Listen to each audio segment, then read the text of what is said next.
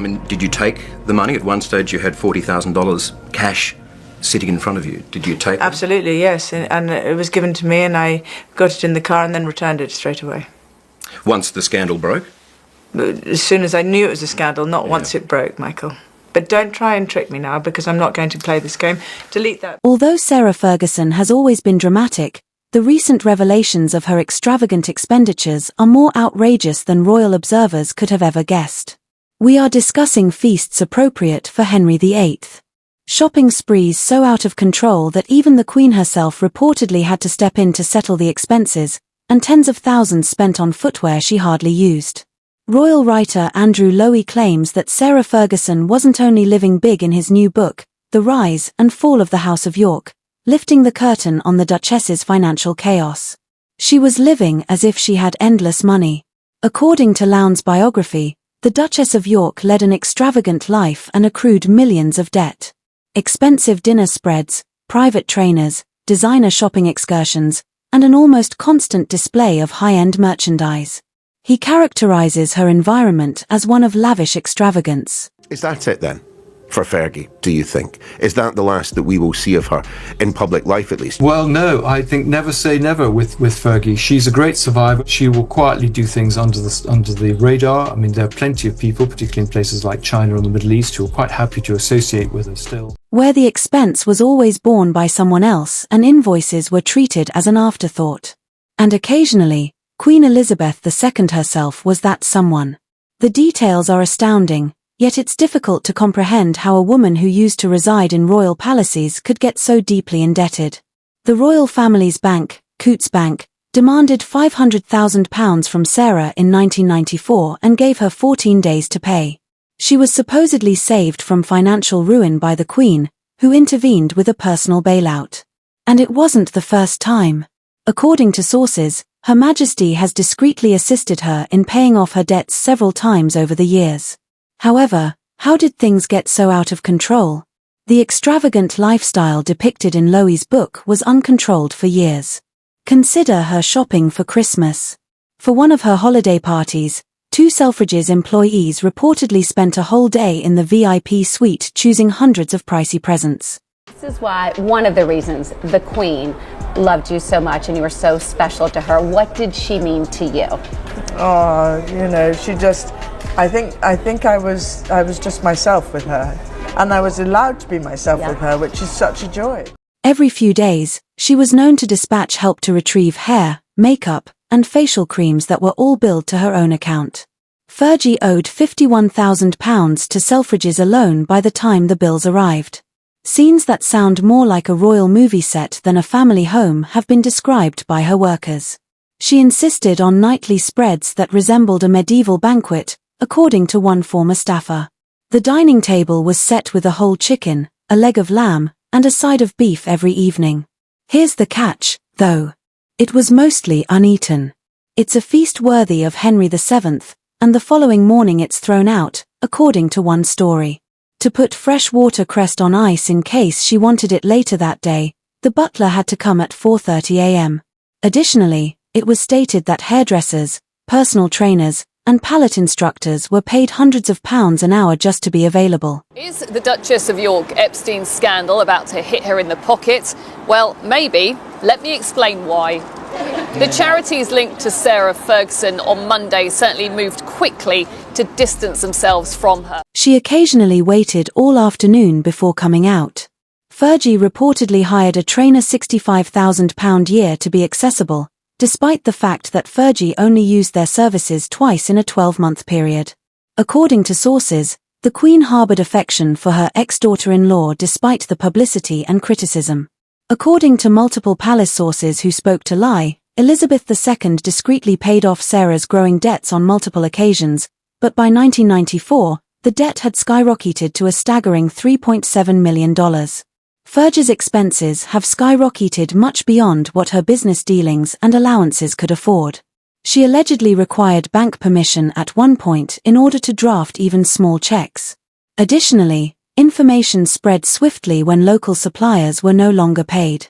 After she failed to pay a £500 charge, A news agency interrupted her. Can you No, just hang on, delete look. it, please, that bit? Because I don't want to go down this. Duchess, it's I'm too asking very tabloidy. fair questions of you. No, I just too tabloidy. John is Sarah's Australian agent off screen. This is everything you've written in your book, though. Yes, I know, and, but it's and the you're way releasing your book, and you've the agreed book to do I've the already, interview. or, because it's- the book has already been released. A nearby dry cleaner and butcher declined to provide additional services. When arrests piled up, even her petrol card was seized. The Duchess, however, appeared unconcerned.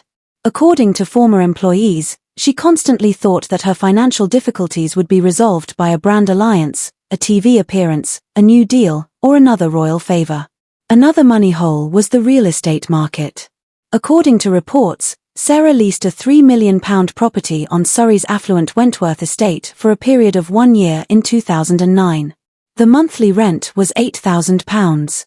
However, the owners chose to return early before she could move in. She never entered the house, yet they nevertheless made her pay a penalty of about £50,000 for 6 months. It was not the first time that this had occurred. Years ago, she spent hundreds of dollars for another property that she never moved into, according to Lowy. Her financial difficulties are encapsulated in this pattern. There is always a residual affection for her as a survivor, as someone who has done some good work for charity, who is very charismatic. I don't think we've seen the last. Rash choices, remorse, and then enormous expenses. Her abuse of royal privileges extended beyond shopping and real estate. The Queen's private postal service, which is only used for official communications, was allegedly billed £6,500 by the Duchess. She allegedly used it every day to send engraved cufflinks, silver letter openers, money clips, and pricey presents to friends and colleagues in addition to letters. These were considerate tokens to her. Others saw them as just another instance of unbridled privilege. Others were literally paying the price behind the glitz. According to Lie, 12 employees were fired when Prince Andrew's office examined her escalating costs. For 6 months, some had not received payment. After 4 years of research, after 4 years of looking into this woman, and who is, to you, Sarah Ferguson?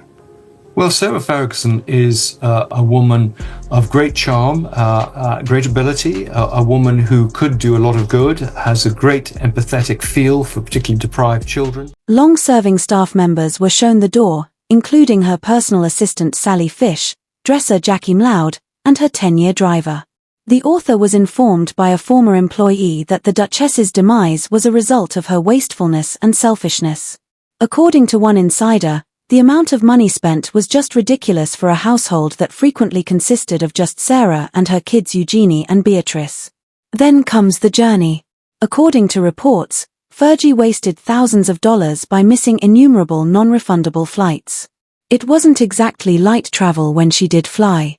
Several stories claim that she would pay between £800 and £4,000 for extra luggage each time she arrived at an airport with up to 25 suitcases. Toiletries and cosmetics took up at least 5 of those bags.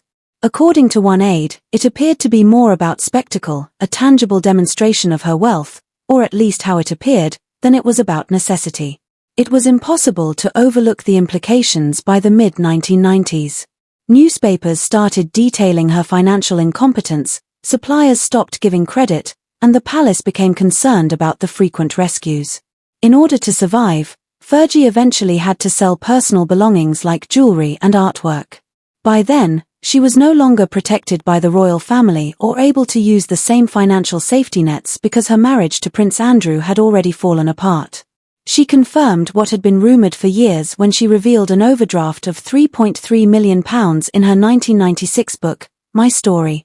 She tried to make everyone happy by spending money she didn't have and posing as Santa Claus all year long, but the harm was already done. In the end, there is more to Sarah Ferguson's spending tale than just receipts and debt. And we loved going for our walk with the doggies and the corgis, and she loved the smell of daphne plant right now, or magnolia, or the daffodils coming through in spring. It has to do with illusion. Andre Lowndes' portrayal is frank, as are the illusions of wealth, limitless privilege, and charm. He refers to her life as a warning about financial irresponsibility and ambition. He asserts that a perfect storm was created by her spending patterns, her belief in ongoing bailouts, and her incapacity to live within her means.